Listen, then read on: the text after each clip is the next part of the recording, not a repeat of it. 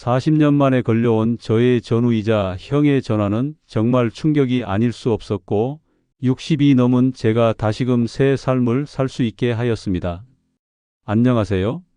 제 이름은 김태준입니다. 오늘 여러분께 들려드릴 이야기는 40년 전 제가 군 복무를 하던 시절에 일어난 일입니다. 그때는 정말 꿈에도 몰랐어요. 제가 전우에게 빌려준 5만 원이 40년 후에 이런 감동적인 이야기로 돌아올 줄은 말이죠. 지금부터 들려드릴 이야기는 단순한 돈 이야기가 아닙니다. 한 사람의 양심과 감사의 마음, 그리고 죽음을 앞둔 한 남자가 지키고 싶었던 마지막 약속에 관한 이야기입니다. 1984년 3월 저는 21살이었습니다. 강원도 화천의 한 부대에서 군 복무를 하고 있었죠. 그때는 지금처럼 핸드폰도 없고 인터넷도 없던 시절이었어요. 부대 안에서의 생활이 전부였고 동기들과 선후배들이 가족 같은 존재였습니다. 그 중에서도 저와 특히 가까웠던 친구가 있었어요. 바로 박수영이라는 친구였습니다. 수영이 형은 저보다 한 기수 선배였어요. 부산 출신으로 억양이 특이해서 처음에는 무슨 말인지 알아듣기 힘들었지만 워낙 성격이 좋아서 금세 친해졌죠. 수영이 형은 정말 의리가 있는 사람이었어요. 후배들을 잘 챙겨주고 힘든 일이 있으면 언제나 먼저 나서는 그런 사람이었습니다. 저도 수영이 형 덕분에 부대 생활을 무사히 할 수 있었어요. 그런데 1984년 5월 어느 날 형에게 급한 일이 생겼습니다. 고향 부산에 계신 어머니가 갑자기 쓰러지셨다는 전화를 받은 거예요. 당시에는 지금처럼 휴가가 자유롭지 못했어요. 긴급가족 문제로 특별 휴가를 받을 수 있었지만 교통비가 문제였죠. 부산까지 가는 기차표 값이 만만치 않았거든요. 더군다나 병원비까지 생각하면 돈이 많이 필요했어요. 수영이 형은 고민이 많았습니다. 집안 형편이 넉넉하지 않았거든요. 아버지는 일찍 돌아가시고 어머니 혼자서 형과 여동생을 키워 오셨어요. 수영이 형이 군대에 온 것도 집안을 돕기 위해서였죠. 그런데 어머니가 쓰러지시니까 당장 돈이 필요한 상황이었던 거예요. 형은 부대 안에서 돈을 빌려보려고 했지만 다들 형편이 비슷해서 큰 돈을 빌려줄 수 있는 사람이 없었어요. 그때 제가 나섰습니다. 사실 저도 그리 넉넉한 형편은 아니었어요. 하지만 우리 집은 그래도 중산층이었고 부모님께서 매달 용돈을 조금씩 보내주셨거든요. 저는 그동안 모아둔 돈이 있었어요. 5만 원이었습니다. 지금 생각하면 적은 돈 같지만 당시에는 상당한 금액이었어요. 군인 월급이 10,000원도 안 되던 시절이었거든요. 이야기가 흥미로우시나요? 구독과 좋아요 버튼을 눌러주세요. 앞으로 더 감동적인 이야기들을 전해드리겠습니다. 제가 수영이 형에게 5만 원을 빌려준다고 했을 때 형은 정말 고마워했어요. 눈물까지 글썽이더라고요. 태준아, 정말 고맙다. 이 은혜는 절대 잊지 않을게. 전역하면 꼭 갚을게라고 하면서 제 손을 꽉 잡더군요. 저는 그냥 웃으며 말했어요. 형, 급한 게 먼저 줘. 어머니 건강이 더 중요해요. 돈은 나중에 천천히 갚으셔도 돼요. 수영이 형은 그 돈으로 부산에 다녀왔어요. 다행히 어머니는 큰 병은 아니셨고 며칠 입원하신 후 퇴원하셨다고 했어요. 수영이 형이 돌아왔을 때 정말 안도의 표정이었던 게 기억나네요. 그리고 저에게 다시 한번 고맙다고 인사했어요. 태준아, 내가 아니었으면 어쩔 뻔했을까? 정말 고마워. 이 은혜는 평생 잊지 않을게. 그 후로도 수영이 형과 저는 좋은 관계를 유지했어요. 형은 저보다 먼저 전역했는데 전역하기 전까지도 그 돈 이야기를 자주 꺼냈어요. 꼭 갚겠다고 사회에 나가서 돈을 벌면 제일 먼저 갚겠다고 했죠. 저는 그때마다 괜찮다고 급하지 않다고 말했어요. 사실 저도 그 돈에 대해서는 크게 신경 쓰지 않았거든요. 친구끼리 도와주는 게 당연하다고 생각했으니까요. 수영이 형이 전역한 후 몇 개월 뒤에 저도 전역했어요. 그런데 그 후로는 연락이 뜸해졌어요. 당시에는 지금처럼 연락수단이 많지 않았거든요. 편지나 전화밖에 없었는데 각자 바쁘게 살다 보니 자연스럽게 소원해진 거죠. 가끔 생각은 났지만 적극적으로 연락하지는 않았어요. 아마 수영이 형도 마찬가지였을 거예요. 저는 전역 후 대학교에 복학했고 졸업 후에는 회사에 취직했어요. 결혼도 하고 아이들도 낳고 평범한 직장인으로 살아왔죠. 가끔 군대 동기들과 모임을 가질 때 수영이 형 이야기가 나오기도 했어요. 다들 연락이 안 된다고 하더라고요. 부산에 산다는 것 말고는 아무도 근황을 모르는 상태였어요. 세월이 흘러 2020년 저는 61세가 되어 있었어요. 회사에서도 정년퇴직을 앞두고 있었고 아이들도 다 장성해서 독립한 상태였죠. 그런데 어느 날 갑자기 낯선 번호에서 전화가 왔어요. 누군지 모르겠어서 받지 않으려다가 혹시나 해서 받았는데 상대방이 자신을 박수영이라고 소개하더라고요. 처음에는 누군지 몰랐어요. 박수영이라는 이름이 흔하니까요. 그런데 상대방이 화천 부대에서 같이 군 복무했던 이라고 하는 순간 깨달았어요. 아, 그 수영이 형이구나. 36년 만에 연락이 온 거였어요. 정말 반가웠어요. 형, 정말 수영이 형이에요? 와, 이게 얼마만이에요? 하면서 소리쳤죠. 그런데 수영이 형의 목소리가 이상했어요. 많이 약해져 있었고 기운이 없어 보였어요. 나이가 들어서 그런가 싶었는데 형이 하는 말을 듣고 깜짝 놀랐어요. 췌장암 말기 판정을 받았다는 거예요. 의사가 6개월 정도 시간이 남았다고 했다더군요. 저는 정말 충격이었어요. 36년 만에 연락했는데 이런 소식이라니. 수영이 형은 담담하게 말했어요. 태준아, 오랜만이야. 나 이제 얼마 못 살 것 같아. 그런데 죽기 전에 꼭 하고 싶은 일이 있어서 연락했어. 너 혹시 기억하니? 군대에서 내가 너한테 빌린 5만 원 말이야. 저는 깜짝 놀랐어요. 40년도 더 된 일을 아직도 기억하고 계신다니. 형, 그거 진짜 오래된 일이잖아요. 그냥 잊으셔도 돼요. 하지만 수영이 형은 단호했어요. 아니야, 태준아. 나는 그 일을 단 하루도 잊은 적이 없어. 그때 내가 도와주지 않았으면 어머니를 못 볼 뻔했거든. 그리고 나는 평생 그 돈을 갚겠다고 약속했잖아. 이제 정말 시간이 없으니까 꼭 갚고 싶어. 형의 목소리에는 간절함이 묻어났어요. 정말로 이 일이 형에게는 큰 의미가 있다는 걸 느낄 수 있었어요. 저는 어떻게 해야 할지 몰랐어요. 솔직히 그 5만 원은 정말 오래전에 잊어버린 일이었거든요. 그런데 형은 40년 동안 마음에 담고 살아오셨던 거예요. 저는 형에게 말했어요. 형, 정말 괜찮아요. 그런 옛날 일 신경 쓰지 마세요. 지금은 형 건강이 더 중요해요. 하지만 형은 듣지 않았어요.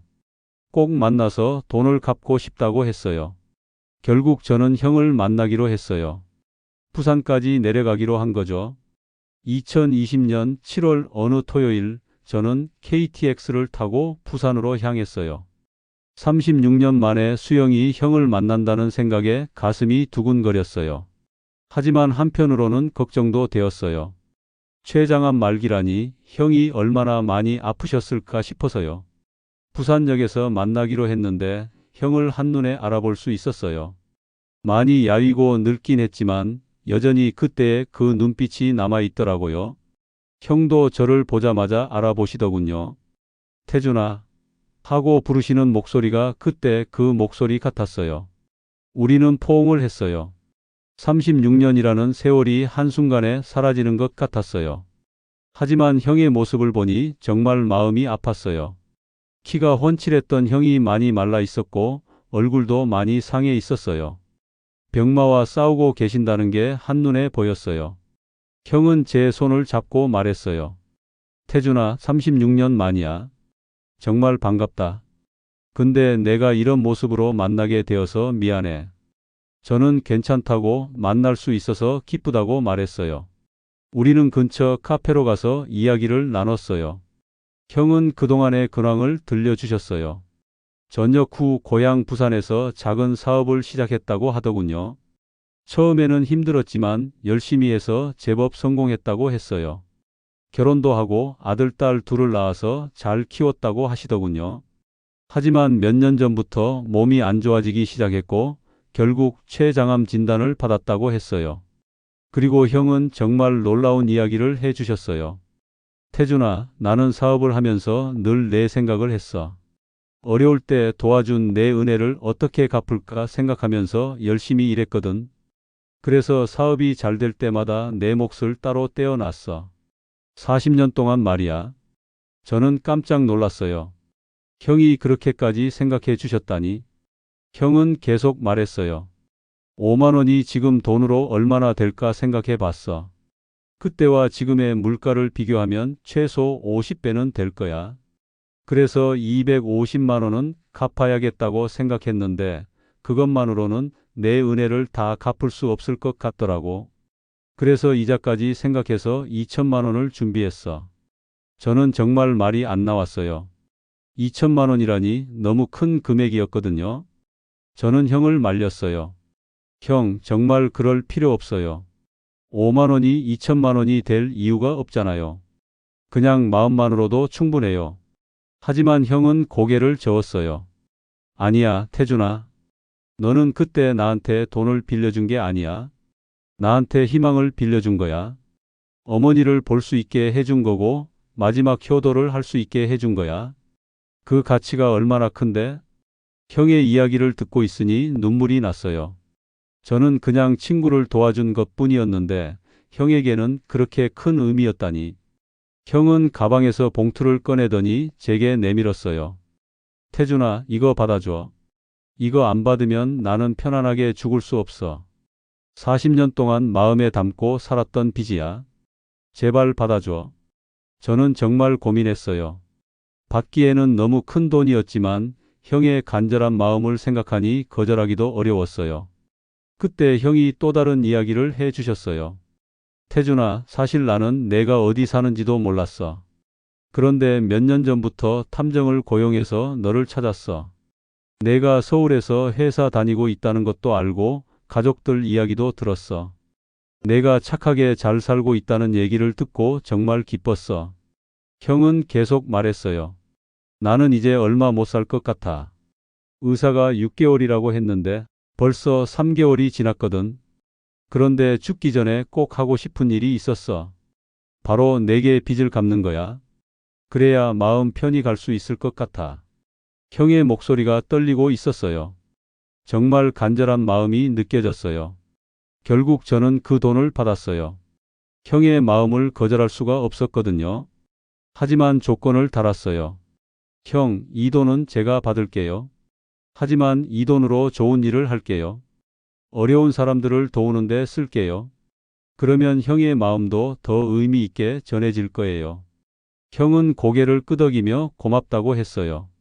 우리는 그날 오랜 시간 이야기를 나눴어요.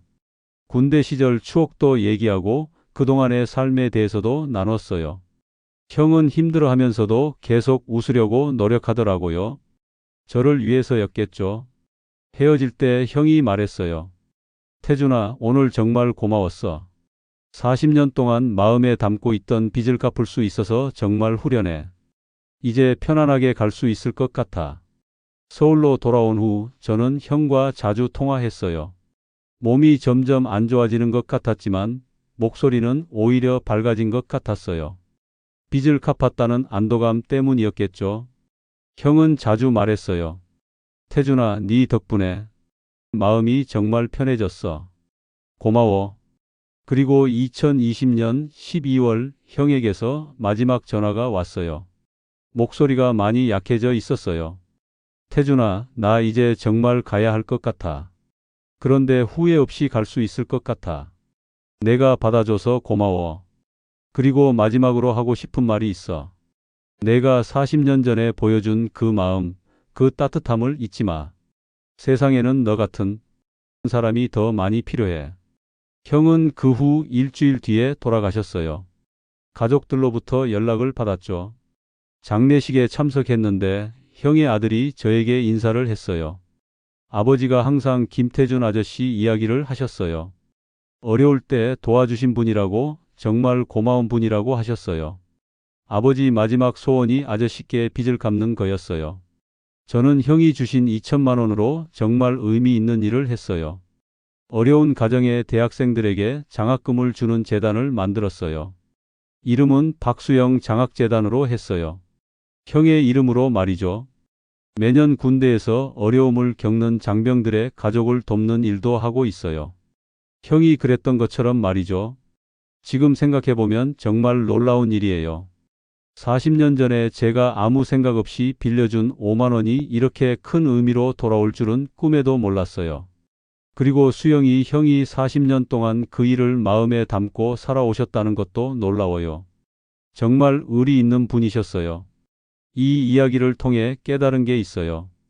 우리가 누군가에게 베푸는 작은 친절이 그 사람에게는 평생 잊지 못할 은혜가 될 수 있다는 거예요. 저는 그냥 친구를 도와준 것뿐이었는데 형에게는 그게 인생을 바꾼 순간이었던 거죠. 어머니를 마지막으로 볼 수 있게 해준 소중한 기회였던 거예요. 그리고 또 하나 깨달은 것은 진정한 우정의 의미예요. 36년 동안 연락이 끊어져 있었지만 형은 저를 잊지 않고 계셨어요. 죽음을 앞둔 상황에서도 약속을 지키려고 하셨던 거죠. 이런 게 진짜 우정이고 진짜 의리인 것 같아요. 박수영 형, 정말 고마웠어요. 형이 보여주신 그 마음, 그 의리를 저도 잊지 않을게요. 그리고 형의 이름으로 만든 장학재단을 통해 더 많은 사람들에게 희망을 전해드릴게요. 형이 저에게 해주셨던 것처럼 말이에요. 오늘 이야기가 마음에 드셨다면 구독과 좋아요 부탁드립니다. 작은 친절이 때로는 한 사람의 인생을 바꿀 수 있습니다. 그리고 진정한 우정은 시간이 흘러도 변하지 않는다는 것을 박수영 형이 보여주셨어요. 우리도 누군가에게 그런 따뜻한 마음을 전해줄 수 있기를 바랍니다. 감사합니다.